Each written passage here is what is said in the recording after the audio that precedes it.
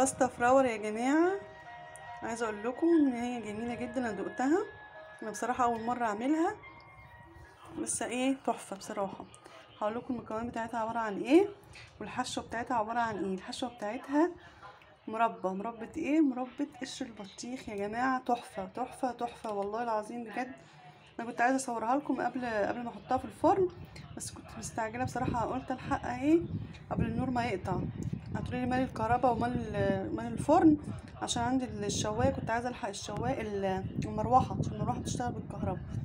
شيلي ايدك يا انوش، مش عماله تاكل الوش بتاعها. بصوا اللي ايه الحته اللي هي باينه ديت اهي، بصوا جميله.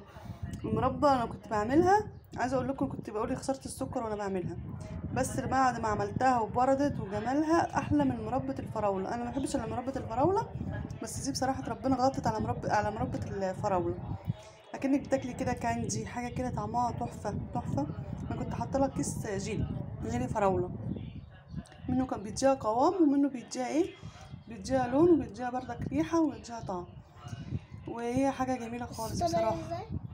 اول حاجه جبت القشر بطيخ طبعا، خدت الحته اللي هي ايه البيضه مع حته من الحمراء، يعني الحته كده ما يبقاش كله ابيض كده، لا بيبقى في حته بردك حمراء كده اللي هي في الاخر ديت. وطبعا بتشيل الحته الخضراء اللي هي الناشفه دي القاسيه دي، بترميها وتخرطيه مكعبات صغيره، وتحطي عليه سكر. بصراحه انا كنت عاملاه بالبركه، واطلع معايا حوالي قولي كيلو قشر كده مربعات، وحطيت له حوالي كوبايتين سكر، وقلبتهم وسبتهم في التلاجة لتاني يوم. نزل ميه كتيره قوي قوي، يعني انا كنت معليه عليه النار عشان ايه يقصر معايا. قعدت على النار بتاع حوالي ساعتين، عشان الميه بتاعته كانت كتيره قوي. انا متهيألي لو انتوا كنتوا عملتوه من غير ما تبيتوه في السكر كده، ما كانش هينزل ميه كتير، كان هيبقى افضل معاكم. مش هي ايه مش مش هيغيب على النار كده زي ما غاب معايا. بعد كده رحت عصرت لما قرب يعقد معايا، عصرت عليه ليمونه صغيره، وحطيت له كيس الجيلي في الاخر برضه، في اخر غلوه كده، لحد ما قعد معايا وايه متماسك معايا بقى حلو. ولما برد بتمسك اكتر، يعني هو كان انا برضه كنت طافيه عليه، كان سايب خالص شويه برضك. لما قعدته في التلاجة وبرد وكده اتمسك معايا بقى حلو، عطاني قوام حلو بصراحه. طعم احلى واحلى، احلى من مربى الفراوله كمان، صدقوني بجد. على يعني ايه ثقه، خدوا كلامي ثقه، ان شاء الله هتعجبكم ان شاء الله. انا النهارده كان هعملها تاني لان هي فعلا عجبتني. يعني منين ما اجيب قشر ان شاء الله، ما اجيب بطيخ مش هرمي القشر بتاعه، خساره بصراحه، يعني هستخسر ان انا ارميه بعد كده. والعجينه بقى بتاعت الباستا فلاور ديت، بصوا ديت يعتبر زي عجينه البسكوت. اقول لكم بالتقريب كده يا جماعه، انا ما عايرتش.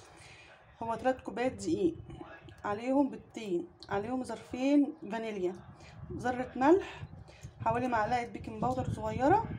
كل دي المواد الجافه على بعضها قلبتها. جبت في الخلاط بقى البيض مع الفانيليا، البيض مع الفانيليا مع ايه حوالي ربع كوبايه زيت، مع ايه شيلي ايدك يا اشرف، انت هتاكلي الوش بتاعها تبوظي شكلها بتلخبطيني على فكره. ضربت في الخلاط بيضتين مع 2 فانيليا، مع مع ربع كوبايه ايه زيت، مع حوالي كده كوبايه الا ربع ايه سكر سنترفيش. قعدت ضربتهم كويس كده جامد عشان السكر يدوب معايا بس اشرقت. وبعدين رحت ضفتهم بقى المواد الجافه اللي هي البيكنج باودر وذره الملح والدقيق، وقعدت اقلب. وبعدين جيت في الاخر كده رحت جايه ضافيه عليهم حوالي ربع كوبايه ايه سمنه او زبده اللي عندك، عشان يدوكي بردك ايه ريحه حلوه وطعمونك الايه العجينه بتاعه البسكوت معاكي. مش قعدت ايه اقلب فيها كده لحد ما ايه ادتني ايه قوام، كان ايه بيلزق شويه كده، عشان ايه تتفرد معاكي كويس. يعني البسكوت الكوكيز ممكن يبقى يعني ناشف شويه عنها، هي كانت طريه شويه العجينه، عشان قلت عشان تتفرد معايا كويس، وفعلا الحمد لله اتفردت معايا كويس. وسبتها تريح شويه في الفريزر بتاع نص ساعه. راحت منها التلزيقه لما انا حطيتها في الفريزر، مسكت نفسها. خدت العجينه فردتها في الطرت كده زي ما انتم شايفين، وخدت منها حته سبتها في الفريزر شويه حوالي ربعها كده، بشرتها على الوش كده زي ما انتم شايفين. ده بشر كده بالايه، دي عجينه مبشوره، دي عجينه مبشوره. اشرقت عماله تاكل الوش بتاعها انا دقتها على فكره، من دقت الحته اللي من فوق دي طعمها حلو. ماشي، مرضتش اكتر السكر قوي برضك، قلت عشان ايه المربى هتبقى مسكره وكده. ماشي، ايه اول ما حطيتها على نار عاليه بسرعه، قلت الحق شويه الكهرباء قبل ما تقطع. دخلتها على نار عاليه بالمروحه. وبعد كده النور قطع، المروحه اتطفت طبعا، رحت جايبه مهديه عليها النار شويه. وايه سبتها تكمل سواها، قعدت حوالي نص ساعه في الفرن. قلت النار العاليه الهاديه برضك هتخليها مقرمشه من جوه من كده. ان شاء الله طريقه هتعجبكم، بسيطه خالص ما فيهاش اي حاجه افتكاسات ولا اي حاجه. ماشي. العجينه كانت محتاجه مني نقطتين ميه كده، حطيتهم لها قلت عشان ايه تطرى معايا شويه. ممكن كنت زودت كمان ايه حته سمنه او حبه زيت، بس انا زودت شويه ميه بس. بقى كانت كفايه بقى، حاجه بسيطه كده. ان شاء الله لما اعمل مربى تاني من البطيخ دي هوريها لكم. هاتي معلقه كده اشرقت لما اوريهم حته من فوق كده. هاتي معلقه. ماشي مش مشكله، شوكه ايه. هاتي نحطها. بصوا هي باينه، بص اوعي ايدك بس اوعي. اهي بتبقى عامله زي الكانجي كده، بصوا جميله ازاي اهي، طعمها جميل قوي. وهي باينه هنا هي كمان اهي، بصوا بصوا طعمها تحفه بصراحه ربنا. اهي بصوا كمان.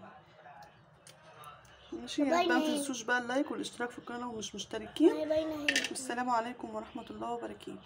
بصوا يا جماعه بعد ما خلعتها دي القلب الصغير اهو، بصوا البسكوت بتاعتها جميله ازاي، لونها حلو ازاي ذهبي وحلوه. بصوا اهي. وانا كنت حاطه القوالب الطرز ديت اللي الصغير والكبير ده كنت حاطاهم في الصاج ده، كويس انا كنت حاطاهم في الصاج. هو لازم يتحطوا في قلب صاج كده عشان لو نزلوا حاجه، عشان هي بتبقى مفتوحه من فوق. ونزلوا فعلا بصوا مربى اهي، بصوا طبعا ايدك يا اشرقت. بصوا نزلت مربى من تحت ازاي، نزلت في الصاج. خلي بالكم بقى لما تكونوا بتعملوا حاجه مفتوحه زي كده لازم تحطوها في قلب صينيه او قلب صاج زي ما انا حاطه كده. اشرقت لما اخلص الفيديو هتكون اكلت الوش بتاعها. حبيت اوريها لكم بس برضك ايه من تحت عامله ازاي. يلا